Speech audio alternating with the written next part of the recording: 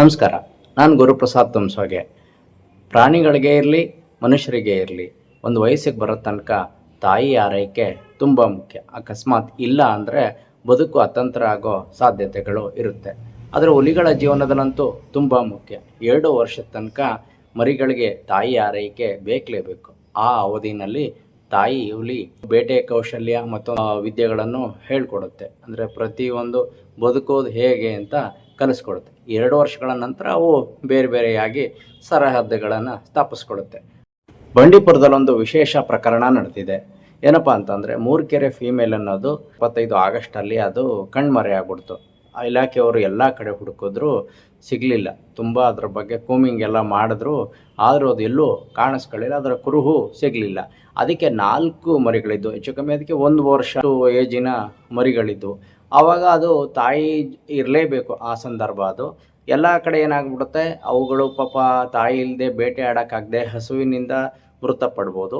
ಇಲ್ಲ ಅರಣ್ಯ ಇಲಾಖೆಯವರು ಅದನ್ನು ರೆಸ್ಕ್ಯೂ ಮಾಡಿ ರೆಸ್ಕ್ಯೂ ಸೆಂಟರ್ಗೆ ತಗೊಂಡೋಗ್ಬೋದು. ಆದರೆ ಇಲ್ಲಿ ಹಾಗಾಗಲಿಲ್ಲ. ಬಂಡೀಪುರದ ಅರಣ್ಯಾಧಿಕಾರಿಗಳು ಧೈರ್ಯ ಮಾಡಿ ಅವುಗಳನ್ನು ಕಾಡಲ್ಲೇ ನೋಡ್ಕೊಳ್ಳೋ ಅಂಥ ಕೆಲಸ ಮಾಡಿದ್ರು. ಇವಾಗ ಅವು ಸ್ವತಂತ್ರವಾಗಿ ಬದುಕುತ್ತಾ ಸಾಗಿದೆ. ಏನಪ್ಪ ಮಾಡಿದ್ರು ಅಂದರೆ, ಆವಾಗ ಅದರ ಸುತ್ತ ಅಂದರೆ ಆ ಮರಿಗಳು ಎಲ್ಲೂ ಹೋಗದೇ ಇರೋ ರೀತಿ, ಅಂದರೆ ಬೇರೆ ಕಡೆಗೆ ಹೋಗದೇ ಇರೋ ಕಡೆ ಏನು ಮಾಡಿದ್ರು, ಸುತ್ತ ಒಂಥರ ಬೇಲಿ ಥರ ಮಾಡಿ ಅದನ್ನು ರಕ್ಷಣೆ ಮಾಡಿದ್ರು.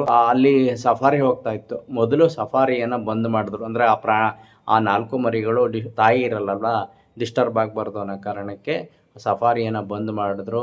ಆ ಕಡೆ ಆ ಬೇಲಿಯನ್ನು ಹಾಕಿದ್ರು. ಮತ್ತು ಆ ಪ್ರಾಣಿಗಳಿಗೆ ಹೊರಗಿನಿಂದನೇ ಆಹಾರವನ್ನು ಕೂಡ ಒದಗಿಸಿದ್ರು. ಅಂದರೆ ಹೊರಗಡೆಯಿಂದ ಮಾಂಸ ತಗೊಂಡೋಗಿ ಹಾಕಿದ್ರು. ಅವುಗಳನ್ನ ತಿಂದು ಮೊದಲು ತಿಂದಿರಲಿಲ್ಲ, ನಂತರ ತಿಂದು ಅವು ಪ್ರಾಕ್ಟೀಸ್ ಆದವು. ಈಗ ಬೆಳೆದಿದ್ದಾವೆ. ಹೆಚ್ಚು ಕಮ್ಮಿ ಆಗಸ್ಟಿಂದ ಇವಾಗ ಒಂದು 8 ತಿಂಗಳಾಗಿದೆ. ಈಗ ಸ್ವತಂತ್ರವಾಗಿ ಬದುಕುವ ರೀತಿಯಲ್ಲಿ ಓಡಾಡ್ತಾ ಇವೆ. ಆ ಸುತ್ತಮುತ್ತ ಅಲ್ಲೆಲ್ಲ ಅವು ಇದ್ದ ಜಾಗದಿಂದ ಕೆಲವು ಕಡೆ ಓಡಾಡ್ತಾ ಇದೆ. ಮತ್ತು ಈಗ ಸಫಾರಿಗೆ ಹೋದವ್ರಿಗೂ ಕೂಡ ಅವು ಮರಿಗಳು ಕಾಣಿಸ್ಕೊಂಡಿದೆ. ಬಹುತೇಕ ಅವು ಹೀಗೇ ಮುಂದುವರೆದು ಸರಹದ್ದನ್ನೇನಾರ ರೂಪಿಸ್ಕೊಂಡ್ರೆ ಇದು ನಮ್ಮ ಮೈಸೂರು, ನಾಗರಹೊಳೆ, ಬಂಡೀಪುರ ಭಾಗದಲ್ಲಿ ಒಂದು ಅಪರೂಪದ ಘಟನೆ ಆಗುತ್ತೆ. ಇದೊಂದು ಅಪರೂಪದ ಘಟನೆ ಅಂತಲೇ ಹೇಳ್ಬೋದು. ಈ ಇದಕ್ಕೆ ಅರಣ್ಯ ಇಲಾಖೆಯವರು ಅಪಾರವಾಗಿ ಶ್ರಮಿಸಿದ್ದಾರೆ.